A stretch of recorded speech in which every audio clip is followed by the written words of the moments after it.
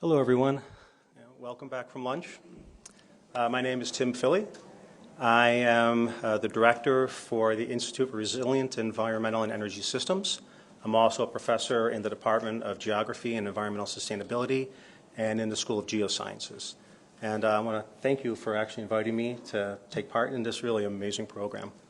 Our second session features 5 presentations that explore Indigenous adaptation planning, health equity, visual arts, and community engagement approaches. First, Sharon Hausam is a climate adaptation planner and research scientist for the South Central Climate Adaptation Science Center. She will talk about Indigenous engagement in adaptation planning.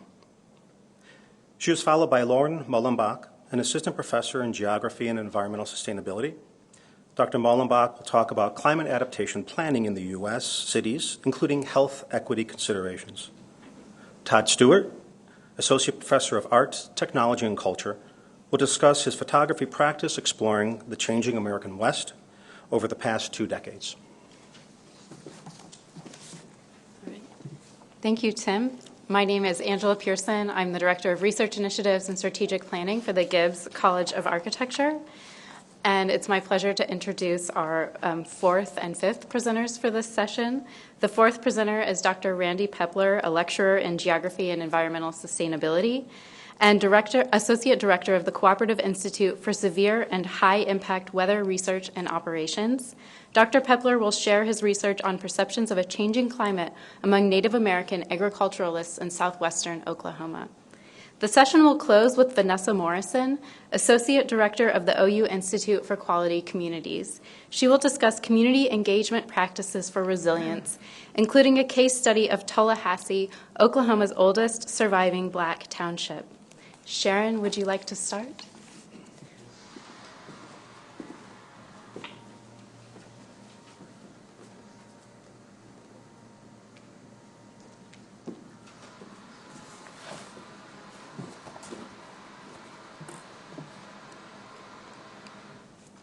Good afternoon, everyone. I'm Sharon Hausam, and I'm with the South Central Climate Adaptation Science Center here at OU. And first, I want to thank Felipe Flores and the organizers of the symposium for starting with a land acknowledgement this morning.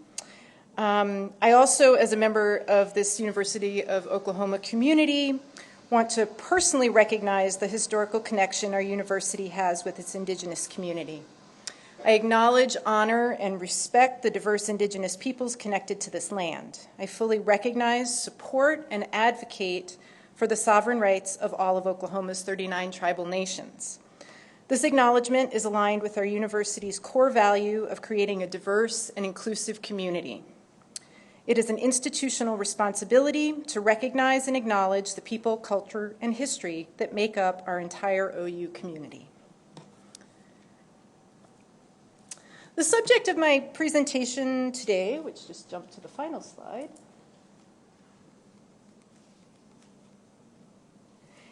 is Indigenous engagement in adaptation planning. It's important to me to lead with that land acknowledgement as a personal commitment in addition to the University of Oklahoma's institutional commitment. My heritage is not Native or Indigenous, but this is a field I've been working in for over 20 years, primarily as a planner, working as an employee of Pueblo governments in what's now New Mexico. So first, just to frame this, I'm going to talk a little bit about why climate change is particularly significant for Indigenous peoples. Then I'll speak about planning as a process that supports adaptation and resilience in the face of climate change. Since climate change will have significant impact to Indigenous peoples, and planning is a process that can support climate adaptation and resilience, it's important to ensure that Indigenous peoples have full access to all elements of planning processes. I'll talk about some of the challenges to this and the need to improve our understanding of the current state of practice and how it's affected by those challenges so that we can address them more effectively through emerging research. So to start, we recognize that climate change will have disproportionate impacts on Indigenous peoples. These disproportionate impacts are based in the essential and powerful relationships that they and their cultures have to places, their homelands, and the more than human relatives that also live in these places. 3 key messages in the third National Climate Assessment from 2014 relate to Indigenous peoples throughout the United States. Message 1 points out that climate change will affect traditional foods, which provide not only sustenance but also medicines and link to cultural and economic well-being across generations. In other words, the loss of traditional foods will affect resilience on multiple levels. Message 2 describes impacts on water quality and quantity, and also notes that these impacts are exacerbated by historical and contemporary government policies and poor socioeconomic conditions, all of which affect resilience. Message 5 refers to the need for relocation, especially in coastal areas, and the lack of administrative and funding mechanisms to support relocation and foster resilience. The other 2 key messages, 3 and 4, focus on Alaska, where temperatures are rising faster than average, and the resulting conditions for Indigenous peoples are even more severe. The 4th National Climate Assessment in 2017 also includes a chapter on tribal and Indigenous peoples. And this chapter emphasizes vulnerabilities in household, community, and regional infrastructure, such as utilities and transportation, and also services such as health, public safety, and disaster response. Potawatomi scholar Kyle Powys-White points out that climate injustice does not present truly new risks, but feels like déjà vu, another form of environmental change, like the change caused by colonialism, which hampered the adaptive systems of Indigenous peoples in their environments. Although Indigenous peoples are facing disproportionate impacts, they're also models of persistence. The third National Climate Assessment noted that, quote, many, if not all, Indigenous resource managers believe their cultures already possess sufficient knowledge to respond to climate variation and change. This knowledge includes Western science, design strategies, and management tools, but also what's often referred to as indigenous knowledges or traditional knowledges. Sometimes this explicitly refers to the ecological aspects of those knowledges. In other words, traditional ecological knowledge. I use the term indigenous knowledges, or IK. The 2021 Status of Tribes and Climate Change report, which was prepared by a working group convened by the Institute for Tribal Environmental Professionals, amplifies not only descriptions of vulnerability, but narratives of resilience among Indigenous peoples. The drawing on the right by Coral Avery and Molly Tankersley includes not only impacts, but also guidance for ancestors and hope for future generations. And the description states that it depicts the interconnected way in which many Indigenous peoples experience the world and includes factors that influence the natural world. We work to address these vulnerabilities and to promote resilience in the face of climate change through planning. It's common to think of planning as the way we design the physical environment of cities, rural communities and regions, and tribal communities. But planning is also inherently a process, a way we envision the future, define strategies and actions for getting there, and then set those actions in motion through implementation. One of the classic planning theorists of the 1970s, Andreas Filley, referred to planning as the application of the scientific method to policymaking. And he stated that this means that conscious efforts are made to increase the validity of policies in terms of the present and anticipated future of the environment. Paul Davidoff and Thomas Reiner talked about planning as a method for selecting ends and identifying and selecting alternatives and then guiding action. Planning always has an orientation to the future. We apply these theories in the work we do in the physical environment. We take information from the community and from specialized researchers and integrate it to create planned documents. The written documents carry forward and inform decisions. Examples include comprehensive plans, which are the underpinnings and are often legally required for official land use and design policies, as well as decisions about where in the community to invest in infrastructure, buildings, and people. Similar decisions are framed in capital improvement, community service, and economic development strategic plans. Beyond the built environment, we use natural resource and environmental plans to define how on-the-ground management will proceed for water, air, forest, grasslands, plants, animals, and farms. We create specific types of plans, such as climate adaptation and mitigation, hazard mitigation, and drought contingency as guidance specifically targeted for resilience. Many of our conversations about how to adapt to climate change are about research and policy, yet these plans, the processes and the documents themselves, which lead to and support subsequent decisions, also have important implications for climate adaptation and community resilience. I referred to information from the community and specialized researchers. Information from the community is well recognized as input for visions and goals, but it's also vital for understanding current conditions and trends and providing technical information. There are a number of theoretical frameworks focused on the engagement of Indigenous peoples. Nicholas Zafaratos, who served as Director of Planning and Community Development for the Swinomish tribe for over 20 years and is faculty at Western Washington University, presented a model for tribal planning considering the relationship to non-tribal governments. In this diagram, you can see two dimensions, internal and external. First, the tribal government conducts its own planning, and then, from that position of strength, it interacts with other jurisdictions, such as local governments and states. There are also models that follow a more indigenous worldview, rather than using colonial frameworks. Ted Hohola's indigenous planning model emphasizes land tenure, the long-standing relationship with a place in contrast to land use, meaning rights to property.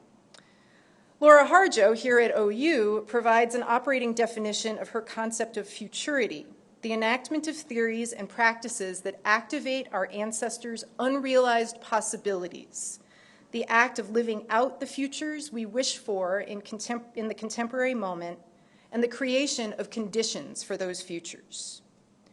From these types of planning, an Indigenous community can achieve its own goals and can also move to Zafaratos' external dimension, which may include conflict, negotiation, and then revision or modification to implement its plan. Planning for resilience can incorporate Indigenous knowledges and Western science. One of the main distinctions is that IK explicitly include the relationship and ethical practices with the more than human world, whereas Western science is based on a principle of separation from that world, which it observes and strives to consider objectively. One of the examples of Western science is the work that's done by the Climate Adaptation Science Centers, which are under the U.S. Geological Survey, Department of the Interior, in partnership with host universities and consortia. This includes the South Central CASC here at OU. The CASCs conduct their own research, including climate projections, and partner with researchers at universities that are part of the consortium to develop climate information that meets stakeholder needs, known as actionable science, often through co-production with stakeholders. CASCs have a specific mission to support tribal climate adaptation, and each of the regional CASCs has at least one tribal liaison. Another example is the work done by the Regional Integrated Science Assessment Organizations under the National Oceanic and Atmospheric Information. That includes the Southern Climate Impacts Planning Program, which Rachel Riley presented about this morning, presented some of their information. So to recap, Indigenous peoples will face disproportionate impacts from climate change. Planning is a tool that can support resilience, and there are models for Indigenous engagement in planning. And both Indigenous knowledges and Western science can be used in plans of all kinds to support adaptation and resilience. Tribes participate in their own internal planning processes and external planning processes for their ancestral lands and the water, air, plants, and animals that relate to them. But there are challenges to Indigenous participation in planning processes and in the use of both Indigenous knowledges and Western science. Whether or not people participate in planning processes is always affected by how they perceive the relevance and importance of specific topics. Some people still don't view climate change and adaptation as a priority yet. There's ongoing research about how to communicate the existence and impacts of climate change, which we're also hearing about today. An individual's participation in a planning process, whether a tribal citizen in a tribal planning process or a tribal employee in a regional, state, or federal planning process, is affected by the details of the process itself. People also have preferences for the size of the meeting and the way it's structured, especially how people can provide input, which can be affected by their culture as well.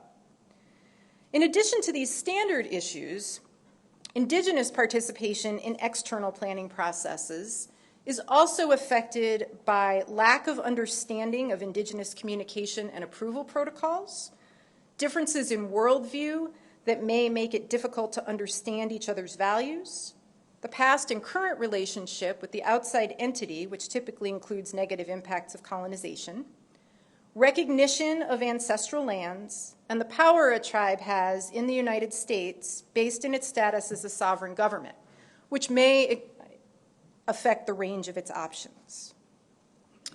Participation can improve opportunities for incorporating Indigenous knowledges, but there are still challenges, even when planning is internal to the Indigenous community. The forces of colonization that have worked to assimilate Indigenous peoples have prevented sharing these knowledges across generations and resulted in lost knowledges as elders pass on. Sharing IK outside Indigenous communities for regional, state, and federal plans, including natural resource plans managed by federal agencies, creates substantial risks for Indigenous peoples. Outside the community, knowledges may be distorted and misrepresented, especially if they're used outside of their ethical framework. They can be appropriated for financial gain without any benefit to the Indigenous community, which can also put people and other elements of the more than human world at risk of exploitation. Power structures that create inequality are also present in this knowledge sharing.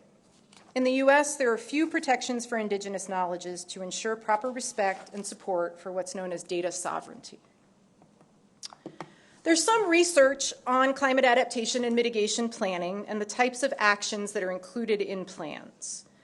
But there's a gap in our broader understanding of engagement of different groups in adaptation planning and in what climate information is being used in the full range of plans. And this is especially important for tribal and Indigenous communities and also other historically marginalized communities because of the disproportionate impacts.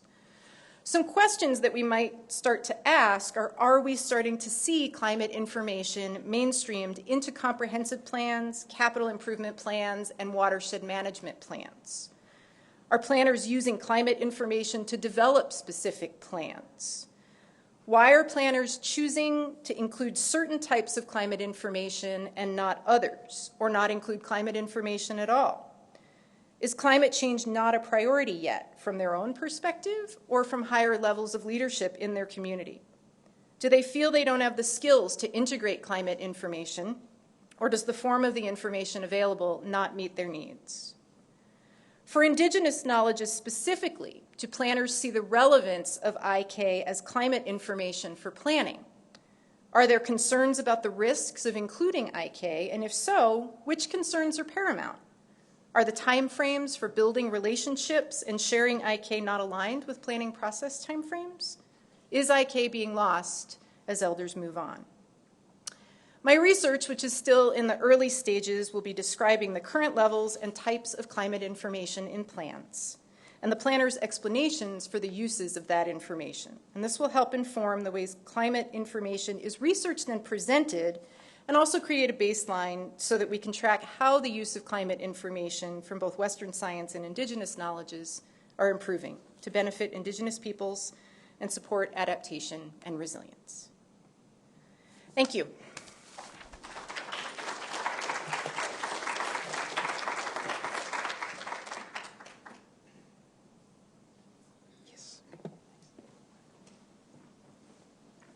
Good afternoon, everyone. Thank you all for being here, and thanks especially to those of you who are my students who showed up. This is what the rest of my face looks like. I'm Lauren Mullenbach. I'm talking to you all today about city climate adaptation planning as a health equity and an environmental justice issue. So to begin with a little bit of background, where this research is coming from is that there's a very large body of research that has told us about the very large human health impacts that will be felt by people. So huge health impacts ranging from heat-related illnesses, from heat strokes, all the way down to increasing rates of asthma and other types of chronic conditions, cancer rates, even mental health issues, just from the stress of dealing with an uncertain climate future. So we know that climate change already is having and will continue to have human health impacts. We also know from a very large body of research and just from looking at what cities are doing that cities are adapting to climate change in a great variety of ways, and that they are not always considering social and human health equity when they are coming up with their climate adaptation plans. A very large part of how cities are planning to adapt to climate change includes implementing green infrastructure. And for those of you who are not planners in the room, this includes things like rain gardens, like you see here, to slow and filter stormwater runoff, as well as things like green spaces, parks, and planting trees as part of their overall climate strategy. So these types of green infrastructure implementation can introduce new injustices like climate gentrification as neighborhoods become more popular, more desirable, better adapted to climate change, property values can rise and people can become displaced. It can also worsen existing injustices related to who has access to a clean, healthy environment and who already has existing health conditions that could be worsened by not thinking about equity in climate adaptation plans. So that's where we're starting from with this research. Cities are increasingly coming out with climate adaptation plans as a way to address climate change in their cities. These are pretty similar to a city's comprehensive plan or some other type of planning document like a strategic plan, but oftentimes these are non-binding. So they are just guiding frameworks for how a city is going to plan to adapt to climate change. Sometimes they're called climate action plans, sometimes they're called resilience plans or sustainability plans, but these are increasingly common in cities across the country and around the world. And a lot of times, because cities are often fiscally cash-strapped, they have financial constraints, what they're trying to do is adapt to climate change and address health concerns in their cities simultaneously, and they're going to do that with green infrastructure, which has a number of health benefits as well as can help with climate effects. But we know that there's already existing inequities regarding who can access clean urban environments as well as who is disproportionately vulnerable to climate change. So when we are considering doing this win-win scenario of implementing green infrastructure, we have to consider these existing inequities or we could worsen them.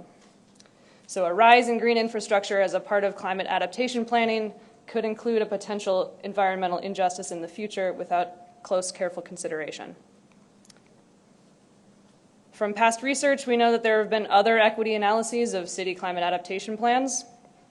And what this research has found is that cities are often not doing enough to address social equity and environmental equity when they're coming out with these climate adaptation plans. But very few of them are connecting that to health inequities and health impacts from climate change. And it could be a key component of environmental equity in the future. We can use climate change and climate adaptation as a way to address and advance health equity if we want to do that intentionally. But given current health inequities, if we ignore it, it could be much, much worse. So this research is responding to calls for more of a study of the connection between health equity and climate adaptation and merging those two things to avoid further injustice. So some guiding questions that guide this work of mine, as well as my colleagues, is health equity a part of this city climate adaptation conversation? Are cities thinking about the fact that there are some areas of their city that have disproportionate health impacts from climate change already that could get worse without careful consideration? And are they talking about gentrification in the same way? Are they thinking about when we implement green infrastructure or other types of climate adaptation, is that going to displace people? Is that going to increase divides between who has access to a healthy environment adapted to climate change and who doesn't? So starting from that point, I'm going to present really quick a paper that I conducted recently on health equity and other unintended consequences from city climate adaptation plans. Our research questions for this study: first, to what extent and how is health equity and justice addressed in city climate adaptation plans already? To what extent is green infrastructure discussed in conjunction with those topics? And are these patterns similar when we look at shrinking cities, which are post-industrial cities that have lost 50% or more of their population since the middle of the last century?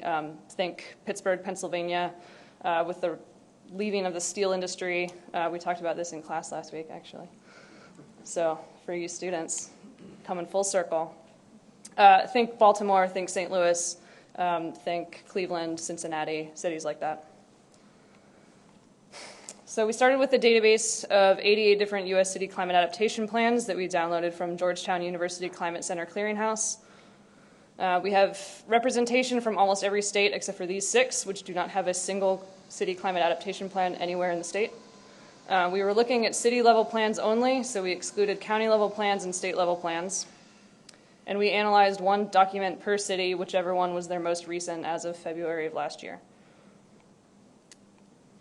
These 88 cities represent all 9 of NOAA's climatic regions. So within these city climate adaptation plans, we're seeing a range of climate impacts, from drought in the west to increasing rainfall in certain areas to heat-related stress impacts, things like that. And what we did was a keyword search. This is the first of its kind to look at health equity in this type of plan, so we just wanted to know where we're at in the conversation.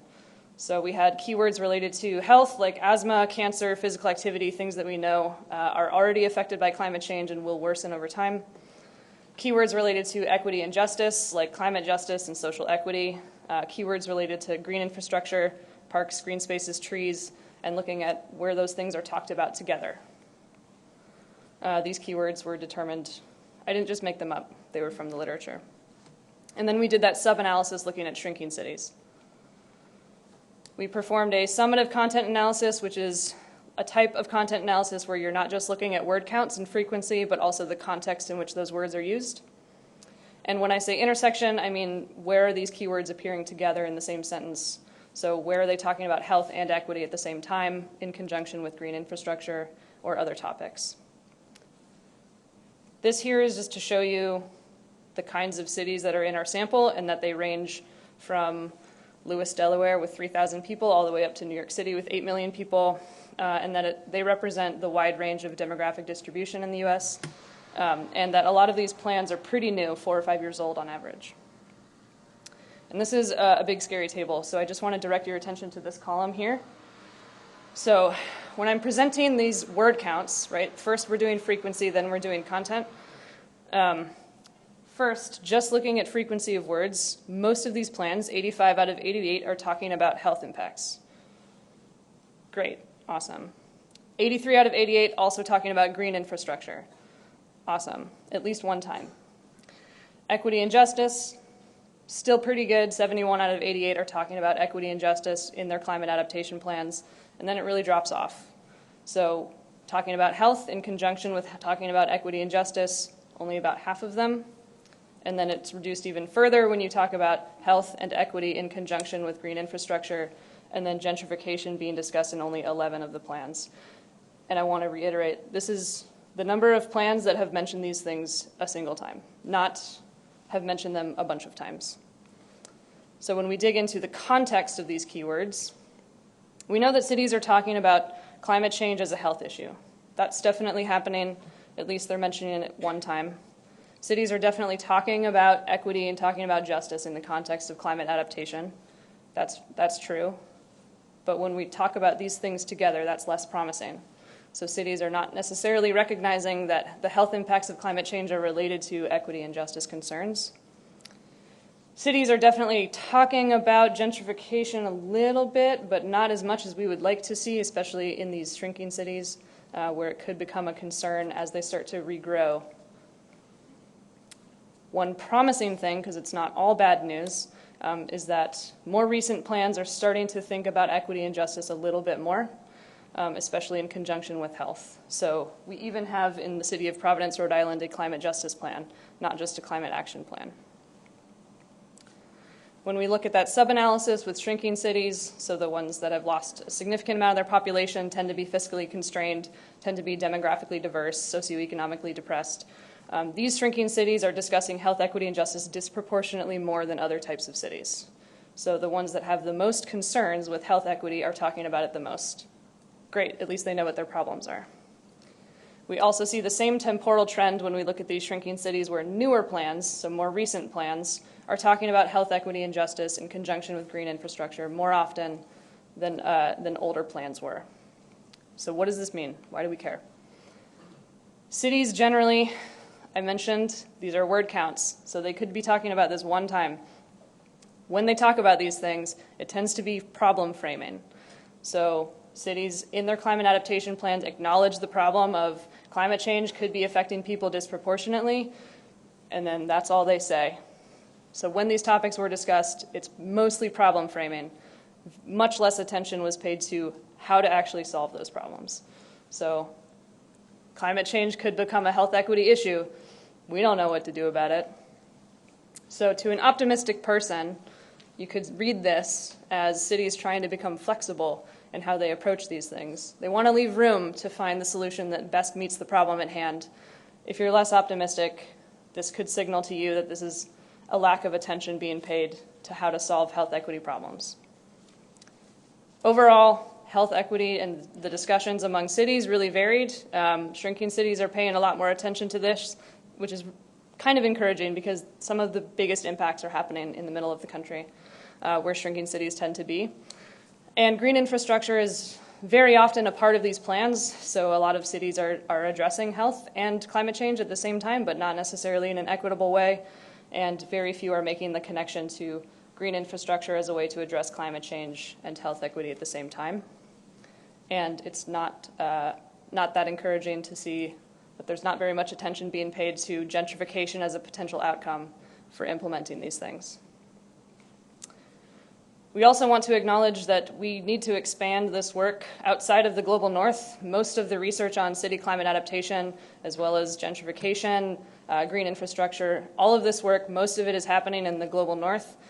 But there are cities in the global south that are coming out with city climate adaptation plans and climate action plans and resilience plans. So we don't necessarily need to be considering these issues only in the global north. Next steps in this line of research for me, this is an enormous data set, so there's a lot more to explore here. This study revealed that there's very few solutions that are being promoted in these climate adaptation plans. So what we're going to do is pull out a subsample of these climate adaptation plans and look further at the political context. So the cities that have put forth solutions to health equity, what's the political context there? What's going on? Why are they coming out with solutions? The cities that don't have any solutions, what's going on there? How come they don't have any solutions being put forth? We also want to look closer at gentrification. So when cities are talking about it, how are they talking about it? Is it a good thing? Are they presenting it as a way to further economic growth? Or are they talking about other types of unintended socioeconomic consequences? I'm going to get a little data science-y too, and I'm going to try my hand at topic modeling, which is a machine learning technique popular in the digital humanities, which can look at patterns in the ways that things are talked about together. So I wanted to look at health equity, but what are cities actually talking about? What are the patterns of ways that they're introducing different solutions and different problems that they identify? We also proposed a more robust comparative case study of 10 different cities, looking at things like inclusion in the planning process and other types of environmental justice issues related to climate planning. So stay tuned on that front. And then I want to offer up some discussion questions for later today, or just go home, think about it questions, especially for you students in the audience. So things that we can think about in this work that I'm doing, as well as just generally in the future. What does it look like to have a climate adaptation plan that is environmentally just? I mean, if I were to take a climate adaptation plan, start from scratch and write it myself, what does it look like to have it be an environmentally just plan? Can we even achieve environmental justice with a non-binding climate adaptation document? And how do we get past just words on a page in a climate adaptation plan and moving towards implementation? And that's all I have, so thank you.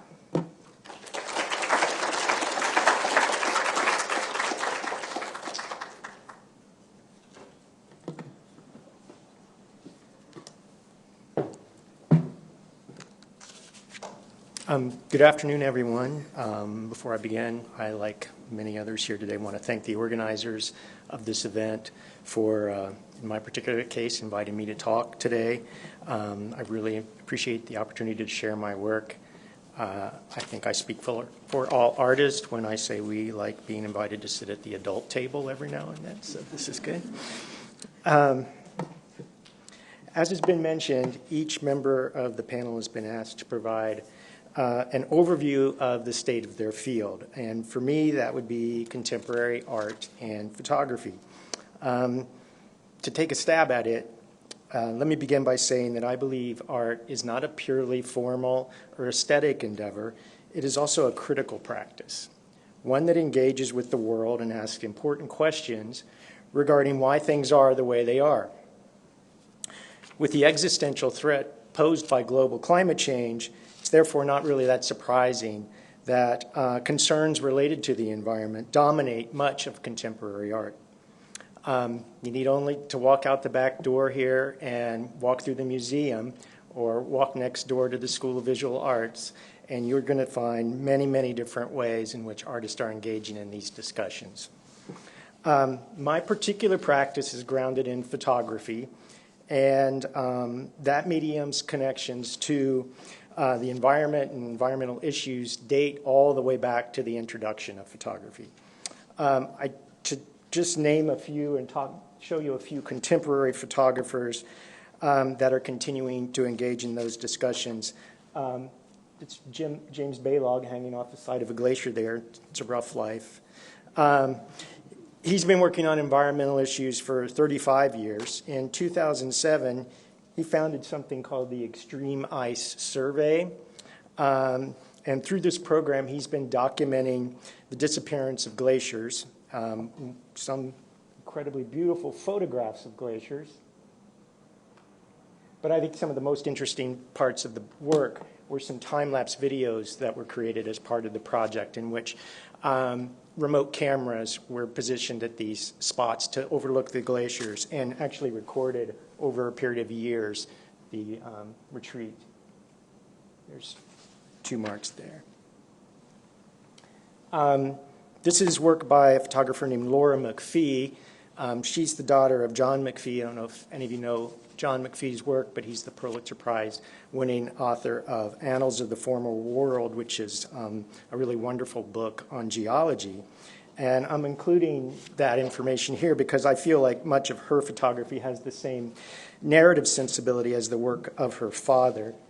This project is from something called entitled Guardians of Solitude, and it documents the aftermath of a human-made caused wildfire in the White Cloud Mountains of Idaho. And this was a space that was very special to her, and so there's kind of a almost poetic kind of response to this. This is work by Anastasia Somalova, a Russian artist now living in the United States. Her project Flood Zone, which began in 2016 when she moved to Miami, is a response to the disconnect she found between the reality of the rising sea levels in Miami and the booming real estate market, which seemed completely oblivious to the situation.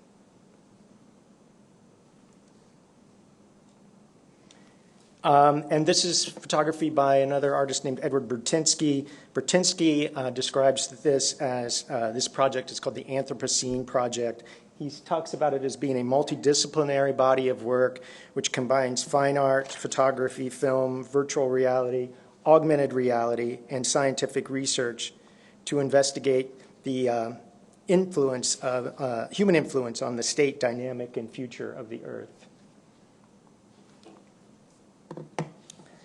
And so these are just 4. I mean, I could give you 444, different photographers in this case, but artists in general who engaged in part of this conversation. I realized recently that I've been making photographs for over 40 years and that I've been exploring the deserts of the United States for more than 20 years. And so for me, this brings up a couple of questions. The first is obviously, how can I be that frickin' old? That's a big one. But I think 2 other questions quickly come to mind. Those are why photography and why the desert. And so first, why photography? A photograph is often described as indexical, meaning that there's a direct relationship between the image itself and the real circumstances that existed in front of the camera when that image was made. It's like a footprint in the sand.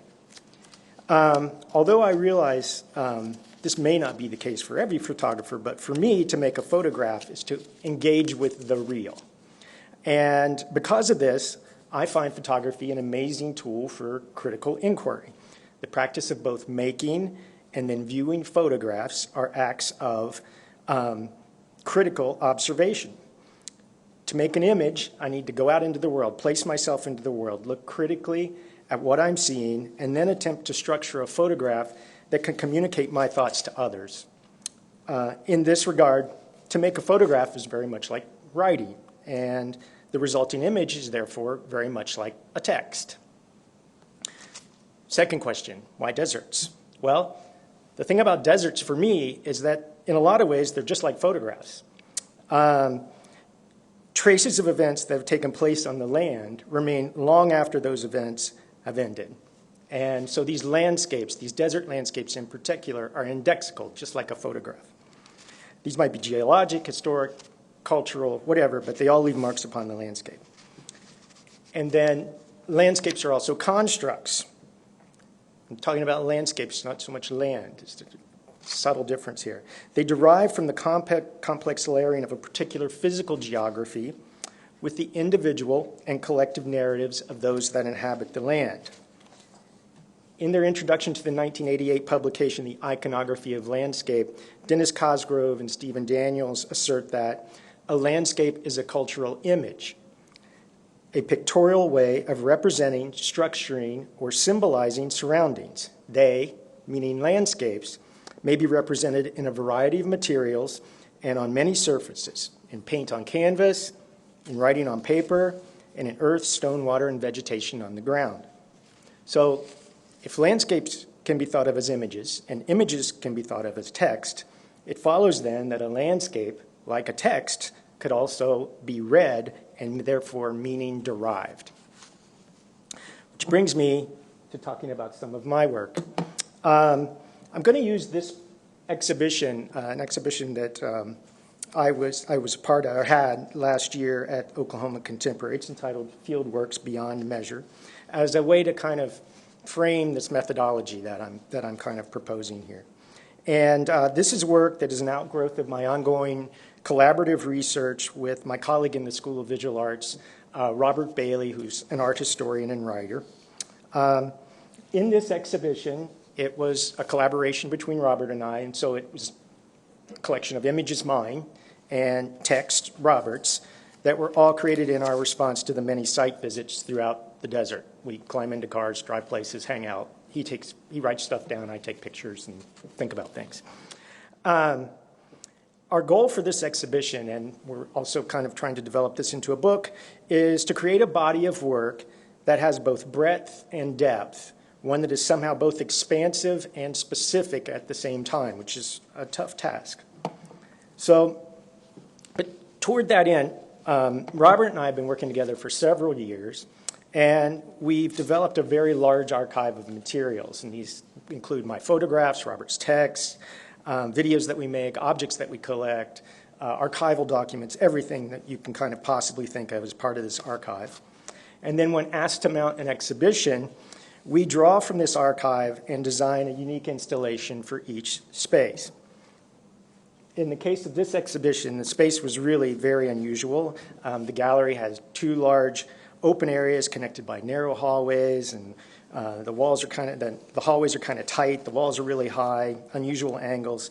So what we came up with and had to kind of approach in terms of this exhibition was a design that was represented the space, and in fact the space itself was very determinative not only of the presentation but also the content of the work. And so what we came up with were 8 individual clusters of content, one cluster for each of the primary walls in this space.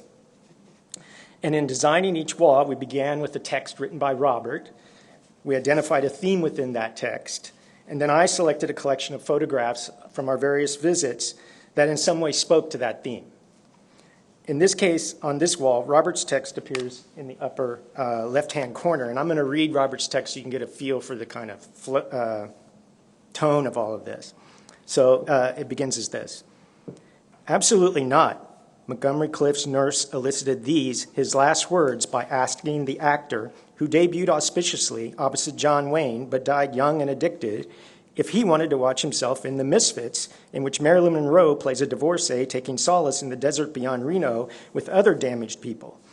Coming to terms with repeated male failure both on and off screen, director John Huston took naps on sets after nights spent boozing, Monroe and her character quickly came to compromised ends.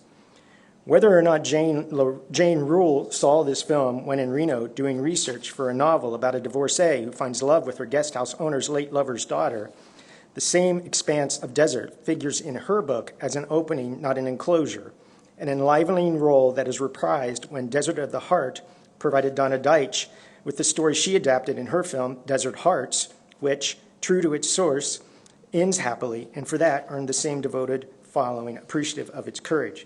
So we had that text, and then we kind of, as I said, developed a theme from that text, or an idea that we wanted to kind of explore.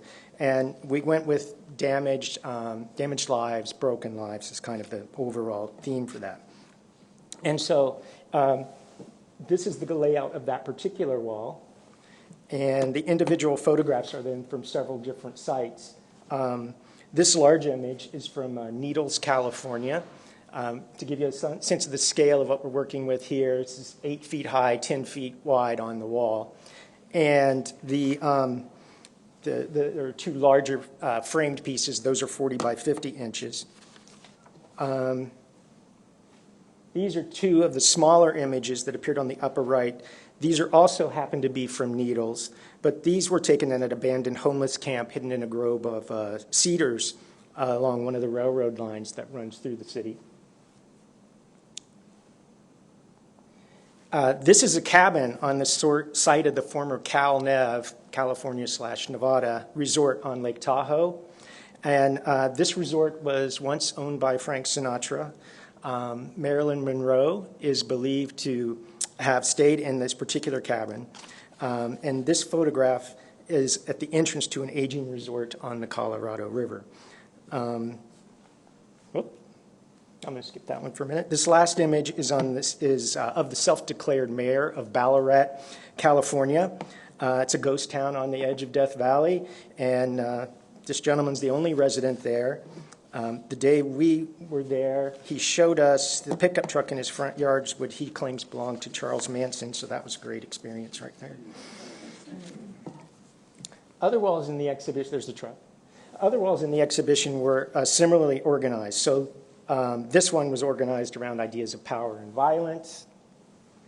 This one organized around ideas of, the last one was organized around the idea of how we know what we know. This one is organized around ideas of power and violence, conquest, colonialism, migration and borders. And so as I stated, each wall installation was loosely organized around these themes. All these clusters, all these ideas were in dialogue with one another throughout the space. So with this exhibition, we're asking the viewer to consider context as a determinative factor in the creation of meaning. Functioning both independently and interdependently, the combination of text and image requires, to borrow a term from literary theory, an intertextual reading of the materials presented, and therefore by extension, the landscapes themselves also require that intertextual reading. And then to align finally this discussion more closely to the theme of the symposium, I thought I would take a closer look at this particular wall installation. Robert's text here opens a conversation about water, particularly the fragility of water in the American West. The large photograph that you see there and this one are from the Owens Lake, which is a mostly dry lake bed near the town of Lone Pine, California. At the turn of the century, efforts began to divert water from the Owens River to the ever-expanding cities of Southern California. This led to the construction of the Los Angeles Aqueduct, which was completed in 1913, which eventually led to the desiccation of Owens Lake and much of the surrounding valley. And so these are photographs from Owens Lake, as it is today. When it was emptied, a large salt flat was left in its place. During windy conditions, alkali dust storms were created, which posed obviously severe health risk to those in the area. At one time, it was actually considered one of the largest particulate matter pollution sites in the country. In 2004, a court ruling found that the Los Angeles Department of Water and Power was responsible for the damage and ordered remediation efforts to begin. In the last few years, I've been making photographs that are focusing on this infrastructure that's built up around this site.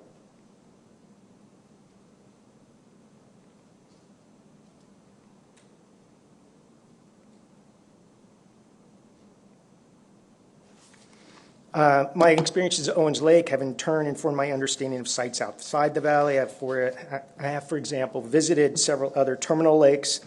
Other two images on the wall in the exhibition included work from the Salton Sea, which has another problematic history as it relates to water.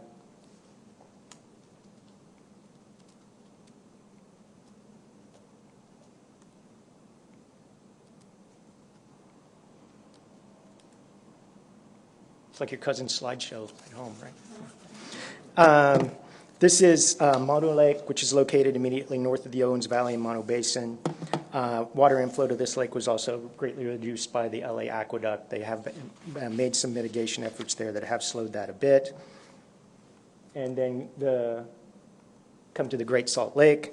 It's the 8th largest terminal lake in the world, and it's also shrinking.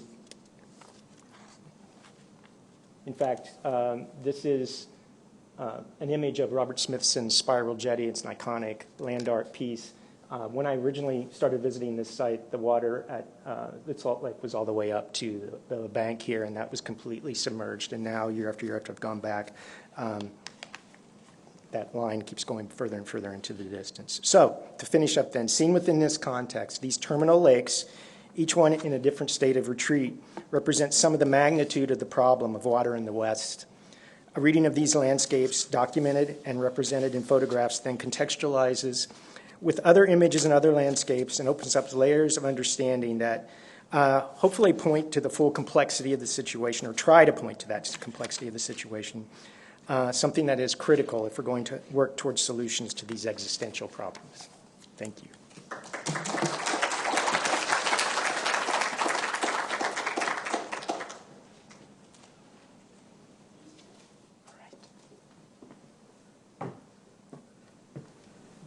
I love The Misfits, but the horse scene with Clark Gable at the end is terrifying, if anybody has seen that. Thanks for inviting me to be here today, and thanks to Angela for being able to pronounce the full name of the institute that I work at in the Weather Center, which is very difficult. I don't know if any of my students are here or not, but they can start critiquing me now. So let's see. Here's Bob Dylan and Allen Ginsberg to kick us off here. In 1965, Bob Dylan sang, "You don't need a weatherman to know which way the wind blows," in his song Subterranean Homesick Blues. To know which way the wind blows is to understand what is happening around you, to adapt to changing circumstances, and to anticipate the future, a form of resilience. I found this to closely describe the weather and climate insights and practices of Native American agriculturalists and traditionalists that I interacted with during field work in southwestern Oklahoma. The overall inquiry sought to uncover the insights possessed and how they are constituted, and in relevant cases how they were used in agricultural decision-making, and their resilience to changes both with the climate and their livelihoods.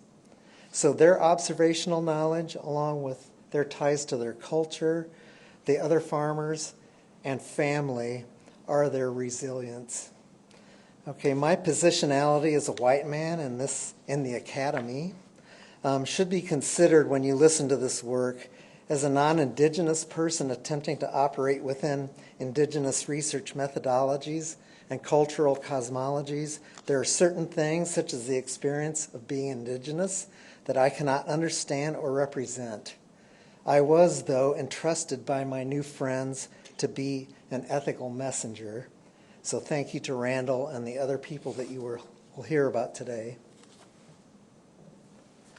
Research focused mostly on agriculturalists because they are people who work on the land and as such must be keen observers of weather and seasonal climate and their indicators to help ensure their livelihoods. While the agriculturalist's existence is contemporary, their daily interactions with the environment may be more direct or less mediated by modernity than those of most of us in this room. Their observations about climate are worth listening to regarding a resilient future because they are people who are close to that land and may notice changes more quickly than we do, and in most cases are part of cosmologies that are in kinship with the non-human world in ways that most of us can't understand but would probably benefit from. As Adrian Baker prefaces in his Ingenuity short films like Turtle Island, in a world searching for answers, it is time we look to native wisdom for guidance. It is time for some. Fieldwork took the form of semi-structured interviews, various participant observer experiences like agricultural and tribal meetings and workshops, farmer training sessions, tribal fairs, youth camps, and a lot of chewing the fat at meals. Most activity took place in southwestern Oklahoma, but some at meetings and symposia in Oklahoma City and Okmulgee.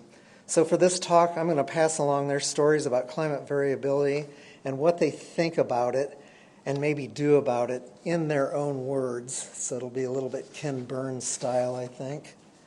So on animal behavior and climate change. You used to be able to tell when the geese were coming how the weather was going to be for the winter months. But even that has changed. You got birds staying here now that should have left. Even the animals don't know what to do anymore. Our climate's changed so much over the last 10 years. Ricky Horse, Kiowa. The heat down south has caused the armadillos to move farther north. Garrett Tarza, Kiowa. And the little horny toads, I haven't seen many of them. I haven't seen one in 5 years. Milton Sovo, Comanche. I used to go down to the creek to find those crawdads and go fishing. You don't see those things around here anymore. It's just drier. Rudy Tarza Jr., Kiowa. And just like the turtles in the pond year-round without even hibernating, you know what? I see even the animals are confused because of our change. Randall Ware, Kiowa. On plant behavior, we have a pecan grove along the creek, hundreds of trees, and they make every other year. Right now, this is the third year they didn't make. The plums, this is their third year. We don't understand. Kind of makes me wonder what's going on, you know. Rudy Tarza Jr. You could look at the pecan shell. If that shell was thick, you knew there was plenty of water and everything was going to be fine. But if you look at that shell now and how thin it is, that would tell you that weather conditions weren't going to be good at all because of that. Ricky Horse, Kiowa. Last year we got the big idea to hunt for choke cherries. They're orange and they used to be mixed with a corn mixture that was like our dried meat patties that the hunters carried. Well, these were cakes. We had the hardest time finding those, and in my day, they used to have bushes all over. Dorothy Whitehorse Stallone, Kiowa. No matter what the calendar or the climate statistics say, it ain't spring until the mesquite blooms. Milton Sovo, Comanche. Unexpected seasonal changes. I've noticed the ice storms getting worse. They are so much worse. Out here on the plains, it's not the blizzard that's the problem, but it's the ice that forms. I've noticed those in the past 4 years. We used to have like one every 5 or 6 years. Now it's 2 a year. Maya Taralba, Kiowa, Comanche, and Wichita. Last year is totally different from this year. It's all changing. It used to be that winter would get cold and you'd have snow. Springtime it would be wet. Summertime would be summertime. Now they're having tornadoes in the fall. Everything is starting to mix up. The weather is changing. The atmosphere is changing. And it's hard to deal with stuff like that anymore in farming. It isn't like it used to be. Dixon Palmer Jr., Kiowa. My earliest recollection, we always had so much rain, but it wasn't this nasty kind like we have now. It was the kind that it would rain real pretty, and I remember even swimming in the road ditches. The water was abundant. We had abundant rain, and sometimes it would feel so good because the drops were big and there would be no thunder and lightning. Dorothy Whitehorse Stallone. On water resources, our water table is being affected by this climate change. Our creeks are drying up. It's because our water table is low. They say it's because the farmers irrigated coming out of our aquifer, but it's not. It's from the change in the weather. Randall Ware, Kiowa. Alan D. Kaleda, a Kiowa man, said, rivers have fallen so low that you can walk through them. He said some springs have dried up. He mentioned how fishing is worse because the water temperature is higher than it used to be. All the farmers would plant if they knew what the future was going to hold. Are we going to have a drought this year or floods? It's too unpredictable. We really don't know. We can have an idea of what might take place, but it's just a gamble. It's about taking chances anymore and going on your best intuition. We can't really rely on nature anymore because nature doesn't know what to do anymore. On impacts on their ability to observe changes. You know what? I see even the animals are confused because of our change. Our world is sick. Randall Ware, Kiowa. All the signs that told the conditions about the weather that people relied on are no more. But even the animals don't know anymore. I don't even know if they could tell anymore. Ricky Horse, Kiowa. And he also said, you can't really go and look at the nuts of the pecans or the walnuts and see how the shell was to tell what was going to take place or what was going to happen because it's all messed up. On agricultural practices, we'll plant our crops like wheat later in the fall, close to November, because we learned that if we plant too early, we get failed crops. The late freezes hit the early crops and killed them, and we lost those. The ones that were planted late hadn't come out yet, so after the cold spell went by, they started sprouting out. Garrett Tartza, Kiowa. The cold winter set everything back. We didn't get our first cut of Bermuda grass until June 1, and we're supposed to have it in the middle of May. Dixon Palmer, Jr., Kiowa. He also said, everything is starting to mix up, making it harder to plan. On culturally important seeds and plants, there's a real threat to heirloom seed contamination, not only by GMOs, but also by the impacts of climate variability. There are tribal organizations within the Muskogee Food Sovereignty Initiative, the Pawnee Nation in particular, who are working with traditional seed keepers from various tribes to make sure their seeds remain robust for future generations. Seed contamination is considered an issue of social equity and environmental injustice. And this was said by a woman 10 years ago, right? 11 years ago, when those terms weren't quite part of our regular scientific parlance yet. Then on the public discourse, according to most of the people I spent time with, climate change is real, is observed at the local scale, and it's impacting their ability to observe relied upon indicators, and has caused them to make changes in their agricultural endeavors. In the end, impacting their resilience. But opinions on the public discourse were mixed. Basically, I don't think they liked experts telling them what they already knew.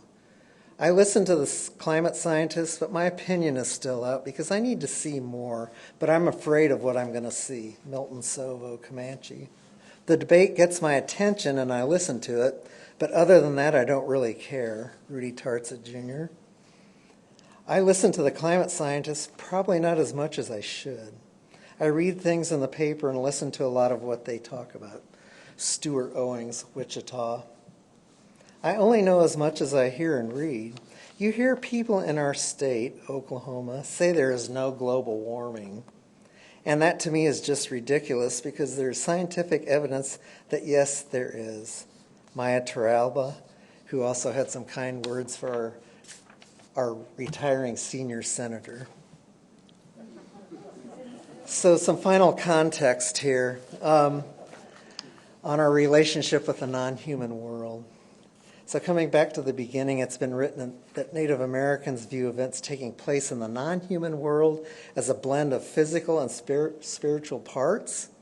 The sun, wind, and clouds were believed to be living entities with a spirit and personality of their own. And that goes along with every other object in the non-human world. Everything in the non-human world is considered to be imbued with a spirit, which in an indigenous cosmology would perpetuate a different interaction with the non-human world than demystified Western society might envision. Scott Momaday's description of the storm spirit, you can see that image here, in his book, The Way to Rainy Mountain, is an example of the relationship the Kiowa people and their language have with that spirit of the tornado.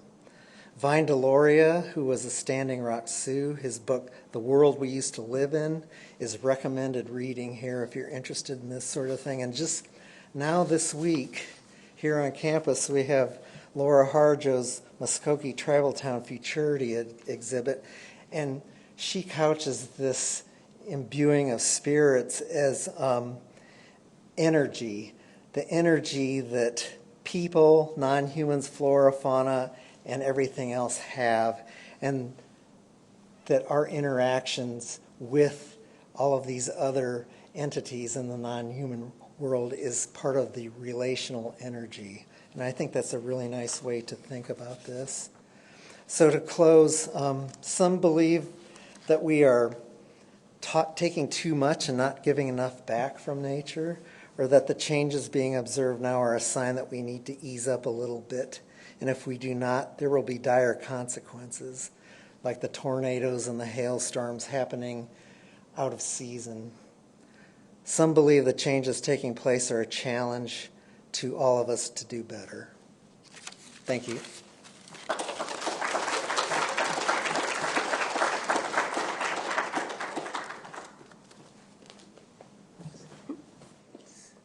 Thank you. I don't know if I need to stand up here. But good afternoon, everyone.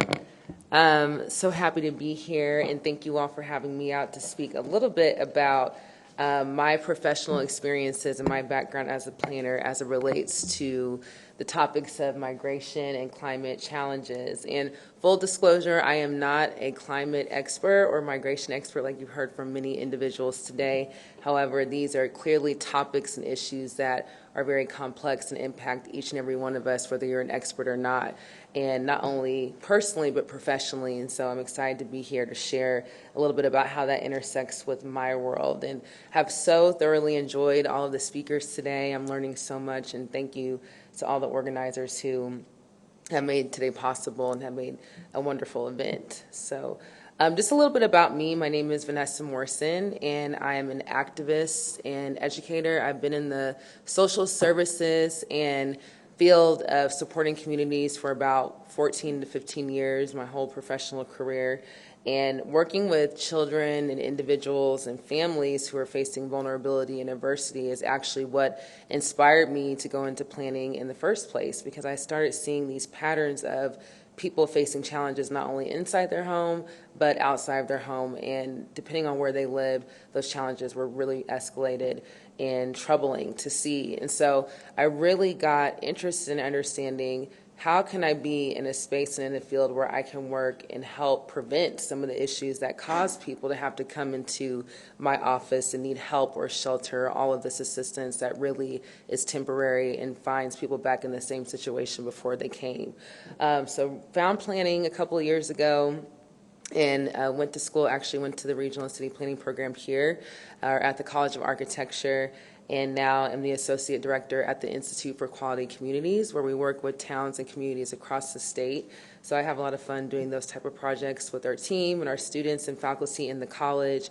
And I also see myself just as a connector, you know, having this social services background, working with marginalized communities and doing what I can within my sphere of connections to be able to help people have access to the resources they need to live a quality of life. And so today we were asked to speak about how our profession intersects or connects to these topics of climate change and migration.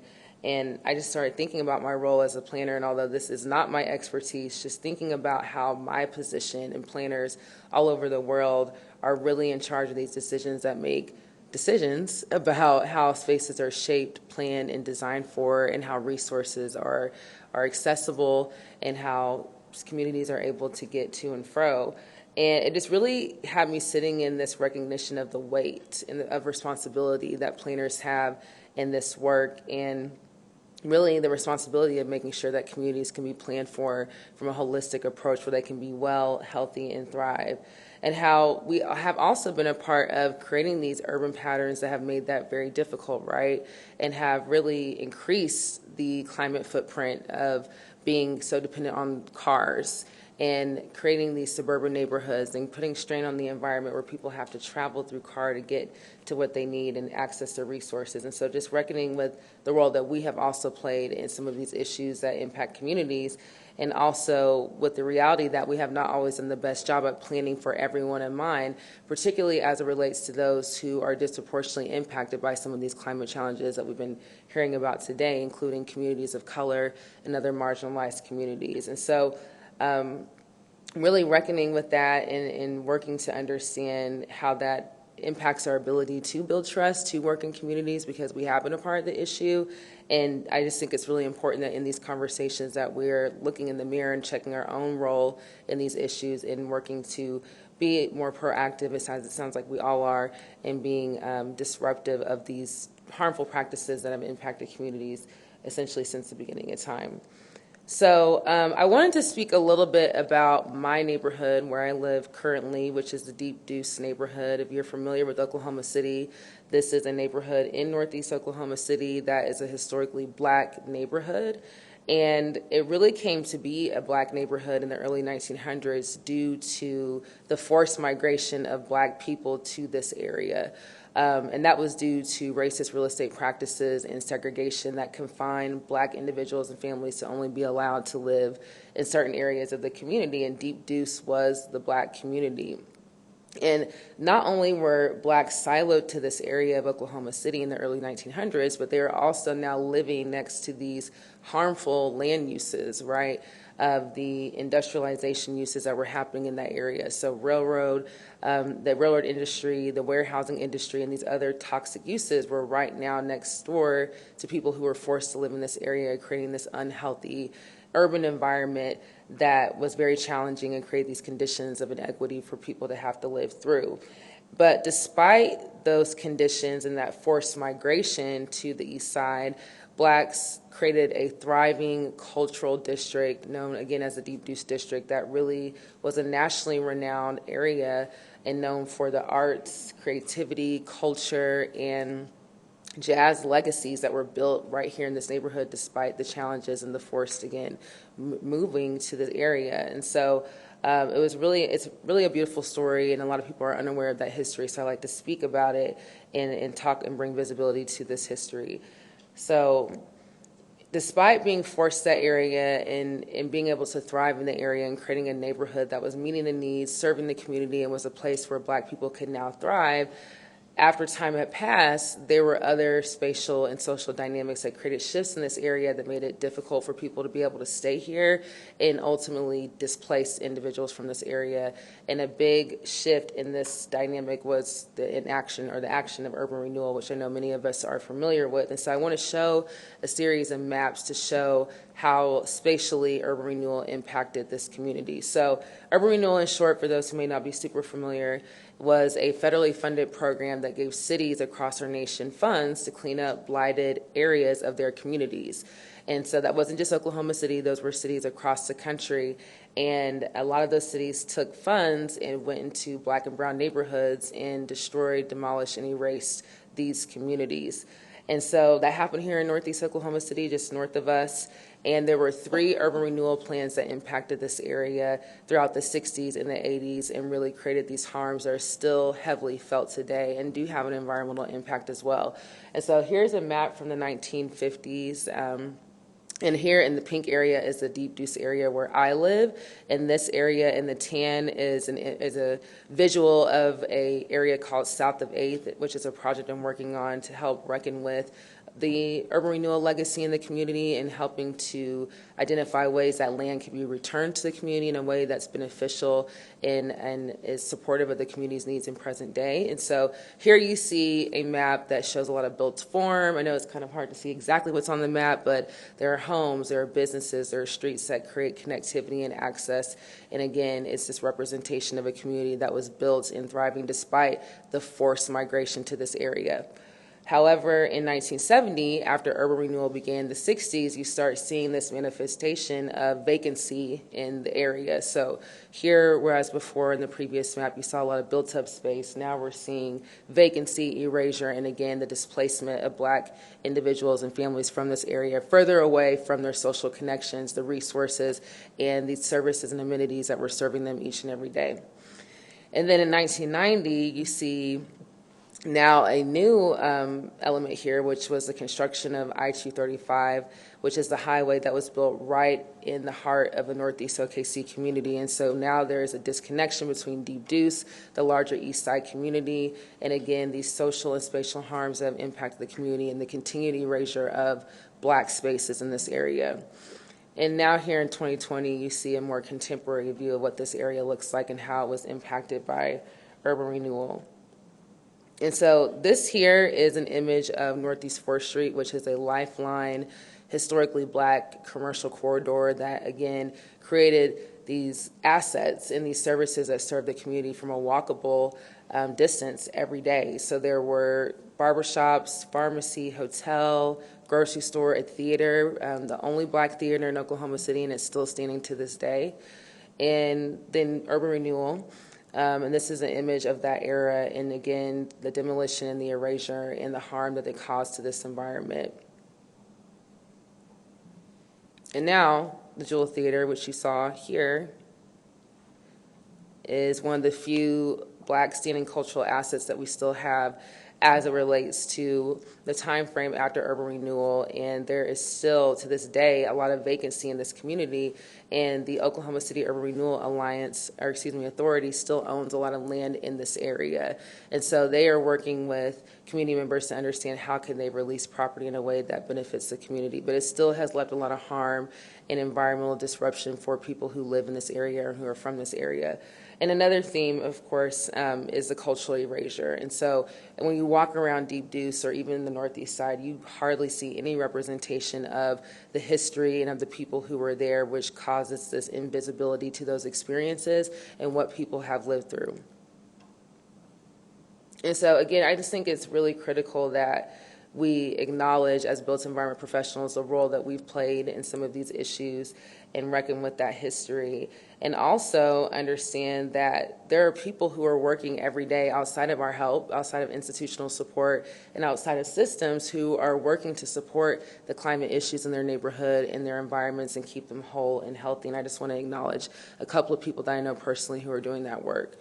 So Latasha Timberlake is an educator. I was actually one of her students back in the day, and she is a healer, community organizer, and most recently started a nonprofit organization called Lillian Timber Farms.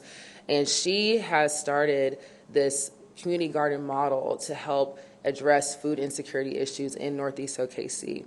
And so not only is she really working to address those issues of food insecurity, she's also helping teach classes and teach about the subject of ecology so community members can learn about how they can connect, live off of, and benefit from the land that they live on, and be more intentional about making those connections. So she's helping people understand the importance of ecology and the role that that plays in our overall health.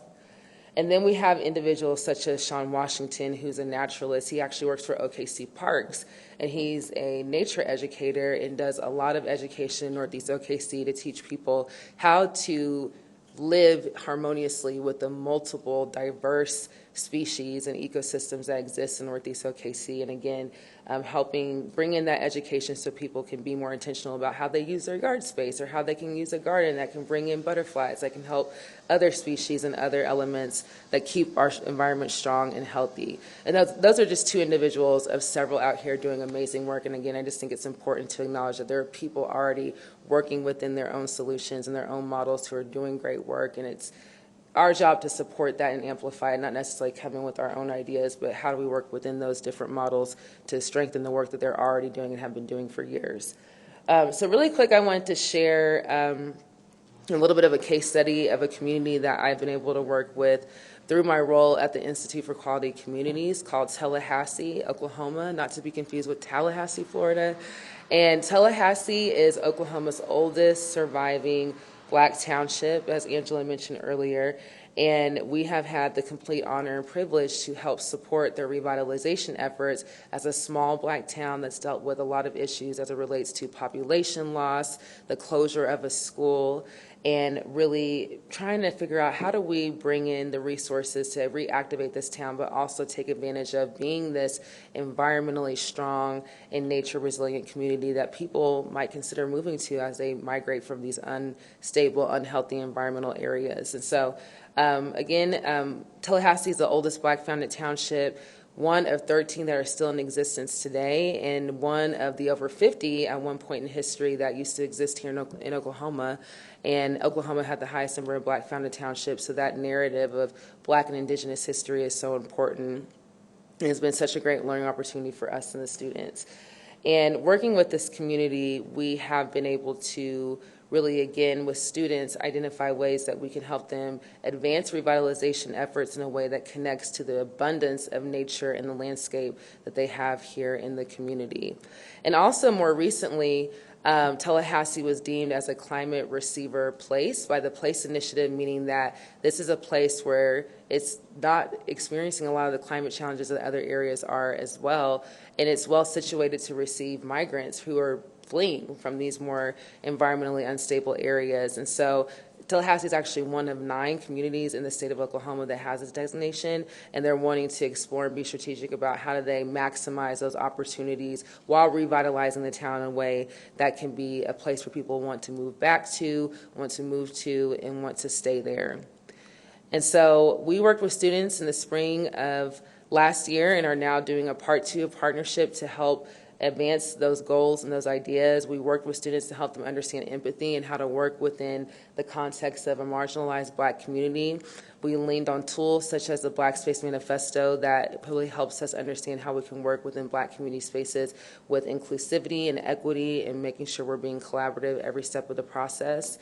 And we were also able to do site visits and engage with community members through Zoom with the COVID limitations to understand what is a day in the life of Tallahassee and how can we wrap around that and support that.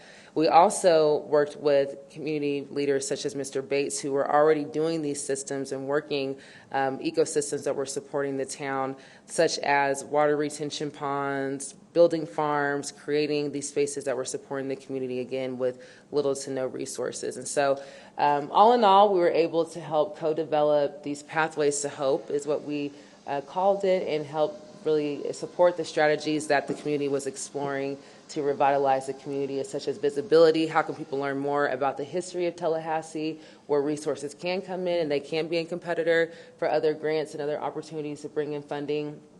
How can they use the natural landscape of Tallahassee to create these economic engines to bring revenue into the town and tap into the natural resources that are abundant here?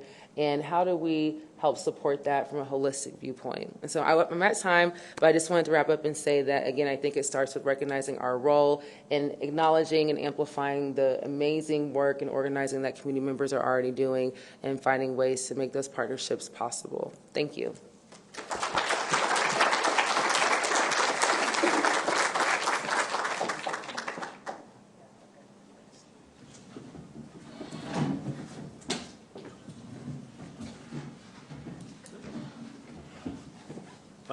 That was amazing and actually quite inspirational. And it actually, personally, as a new member of the OU community and a citizen of Oklahoma, it really gave me great pause to think about how I'm going to be thinking about structuring the Institute for Resilient Environment and Energy Systems. And again, I appreciate that greatly. We have about 15 minutes for some open Q&A, and we want to give the audience the opportunity to ask some questions of one particular speaker or address the whole group. Certainly if one particular speaker, then we'll open it up to actually everyone to comment on that. But do we have someone who'd like to start?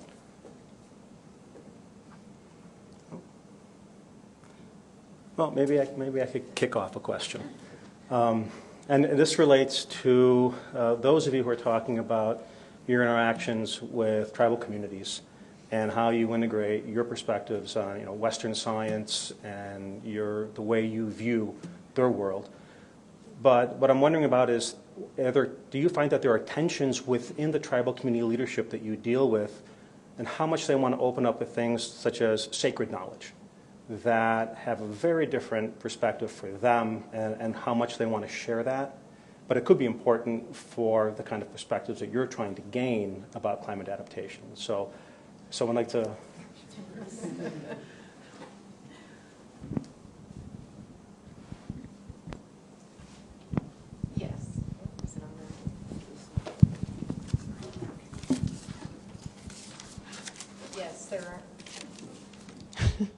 Yes, there are tensions. And one of the things that I didn't elaborate on is a lot of those tensions have to do with the risks of sharing that indigenous knowledge. Right now, the federal government is very interested in learning more about traditional ecological knowledge, particularly in its work on climate change. And the administration is holding listening sessions with tribes to learn more about their concerns and the possibilities of sharing more of that information. And while on the one hand, there is a lot of interest from indigenous communities in sharing that knowledge, and certainly the recognition of the value that knowledge could have for facing the climate crisis, there's also some hesitancy related to the risks that I was discussing. One of the specific challenges with sharing information with the federal government when there's federal funding involved is that anything that is shared could become publicly available through the Freedom of Information Act. And there's really not a good way around that at the moment. And that, being a federal law, is not something that can be remedied by the executive office in the federal government. So that's still part of the discussion. Yes. A lot of times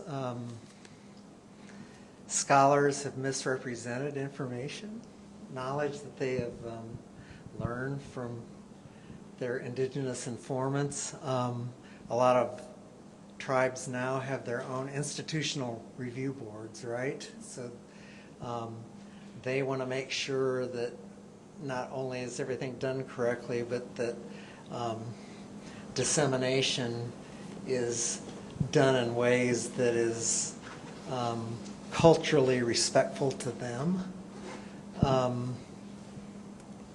I ran into that a little bit, when I was doing my research, as far as people who were willing to talk to me and people who were willing not to.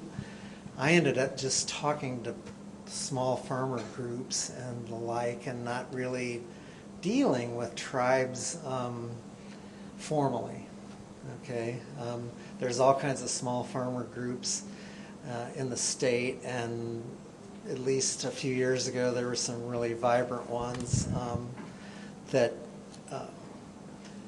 Native farmers belong to, and that Langston University, among others, was really helping to support with training institutes.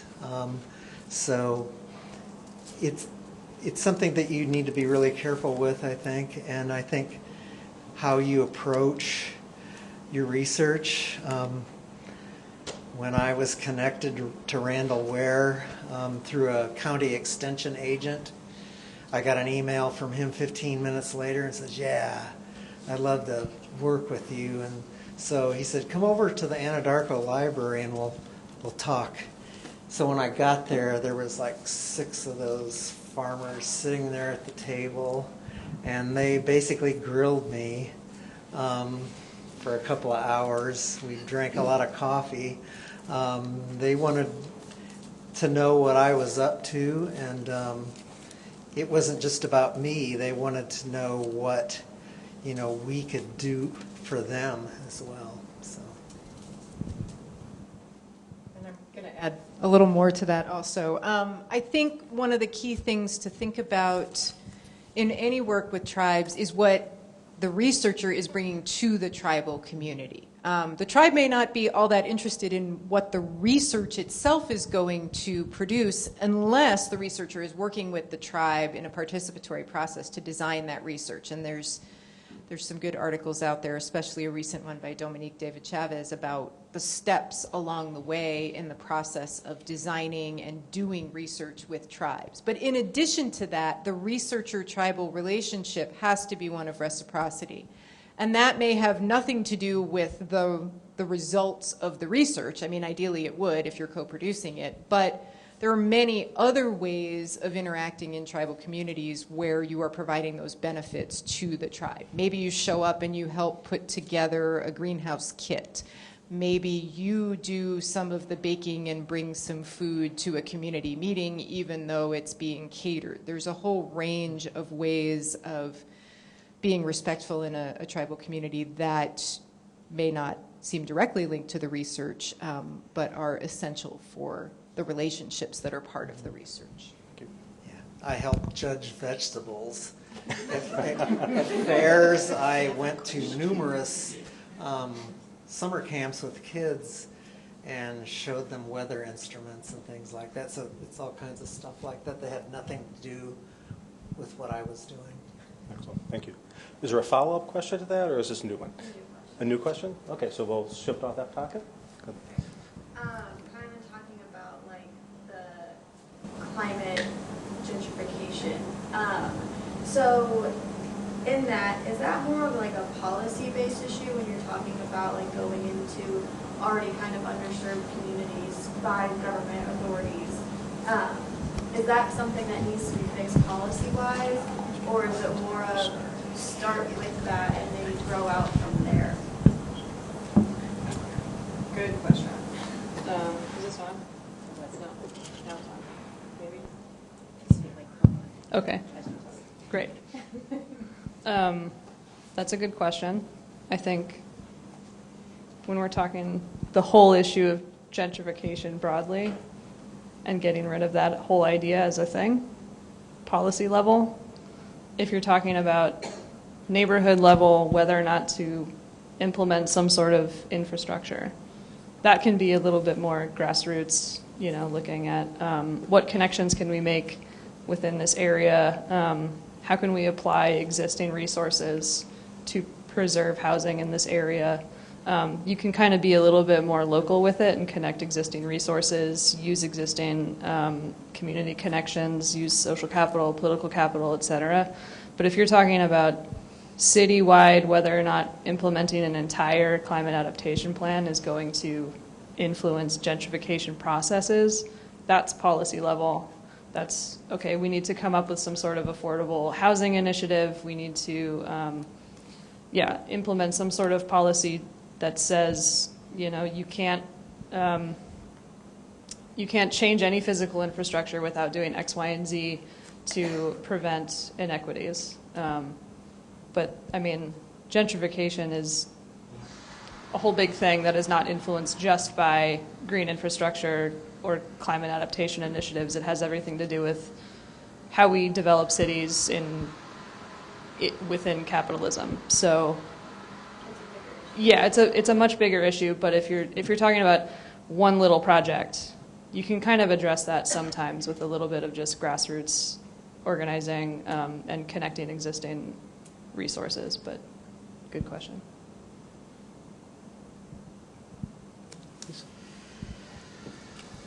I wanted to ask another question related to indigenous knowledges.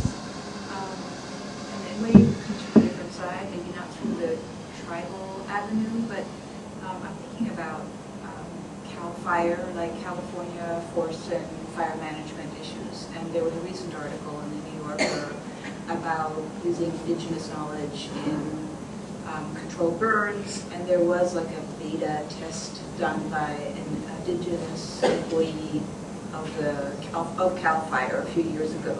But there is tremendous resistance, it sounds like, at maybe the state and the federal level to really implement these non-traditional or unorthodox methods. And I was wondering, are there efforts, you mentioned some efforts, but are there efforts at that level to integrate indigenous knowledge into governmental efforts that directly are impacted by climate change. If you could repeat the question a little bit too, just for the back of the audience. Yeah. Just to repeat it a little bit for folks who might not have heard it, the question was about specifically indigenous knowledge related to fire and how that gets integrated into natural resource management decision making, especially at the federal level, if I'm State in this case, but state and federal level, right. And there was a reference to the use of fire in California. And actually, I think that's where a lot of the conversations are happening about cultural burning, as the tribes in California typically refer to it. And conversations, I'm not very familiar with the state level conversations in California. I do know that the U.S. Forest Service is definitely engaged with the tribes in California in those conversations. So I'm sorry I can't specifically speak to it at the state level, but the Karuk tribe and the Yurok tribe are very actively engaged in those conversations in California. And there are, when they refer to cultural burning, they're not just referring to what we think of now in the Anglo world as prescribed burning. It's an entirely different relationship with fire, not just to reduce the risk of wildfire, but also for the benefit of other plants and animals, the more than human world, and the other relatives. So that's an important part of it coming from the indigenous side. There are also other organizations that are involved. The Nature Conservancy has an indigenous burning network, which has been working internationally, but they're also expanding their conversations in the U.S. and engaging with more tribes here. I will say also it varies highly in different regions. In New Mexico, which is actually where I am, I work remotely, the cultural burning is rather different. There's still a relationship with fire, but there's less emphasis on starting fires and more about the relationship with naturally caused fires. Please, right here. Thinking about this discussion of how academics engage with researchers, I noted, Vanessa, in your presentation, you showed this slide of, I think you said it was from the Black Space Manifesto, and I'm wondering if you could share a little bit more about that and how it is integrated into your teaching and your work with community. Sure. So I'm a member of an organization called Black... They were asking if you could repeat the question. There was a question about the tool that I showed with the images that I said was the Black Space Manifesto, and how could that be used in your practice as an educator, and more about that tool. So I'm a part of an organization called Black Space, which is a national network of a collective of Black urbanists who are working to reimagine how we approach our work in serving Black communities through an equitable and collaborative lens. And so there's multiple chapters. There's Black Space New York City, Chicago, Atlanta, Indianapolis, and Oklahoma.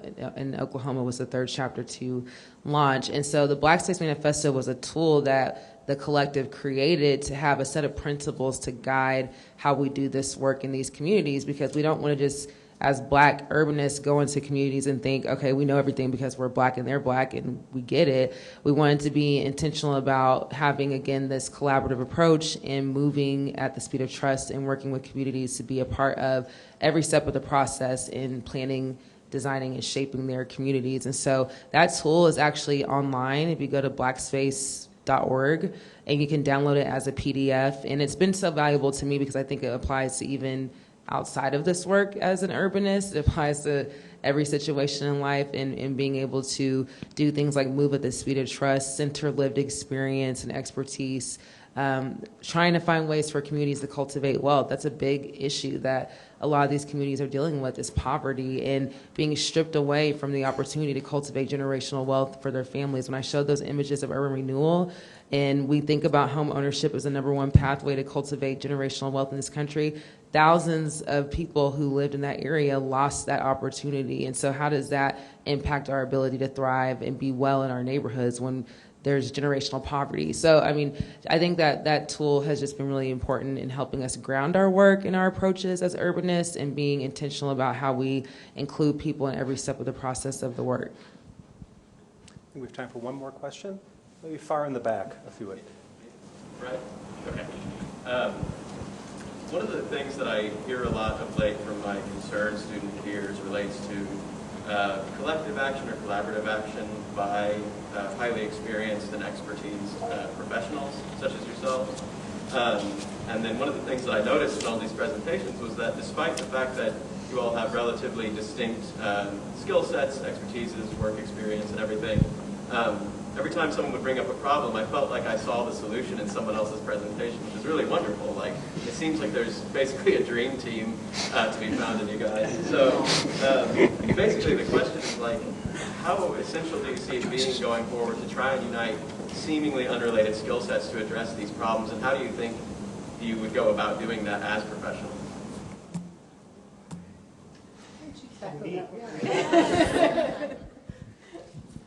So the artist, the one on the outside here, I think it's critical.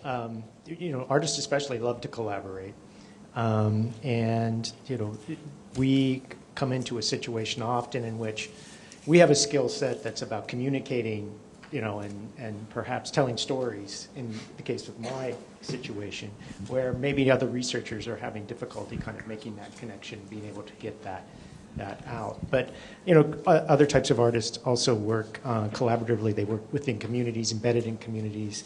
There's social practice, community practice, as I said.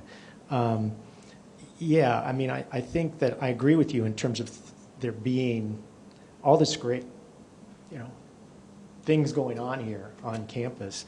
I think I go back myself personally to this question about policy. And the frustration for me is not what's up here, it's like what's not up here. It's those with political power, economic power, aren't so much a part of the conversation, and that's the problem that I kind of see.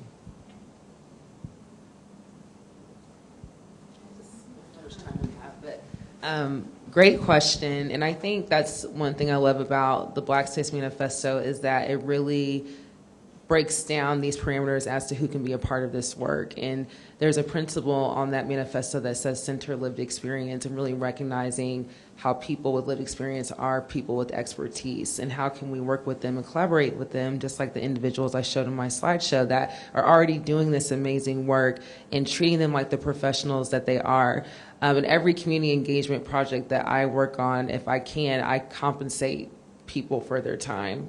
I'm not just going to extract information and say, thank you, see you later, or put your name in a report. I'm going to pay you because you not only provided expertise, but you did the emotional labor of sharing a lived experience with me, and that deserves to be honored and treated just like an expertise of a license, a master's degree, or a PhD. And so I think for me, really breaking down these constraints of who can be a part of this work is a big first step in being able to collaborate with people who are these non-traditional people, but they are absolutely needed in the work of advancing equity in communities.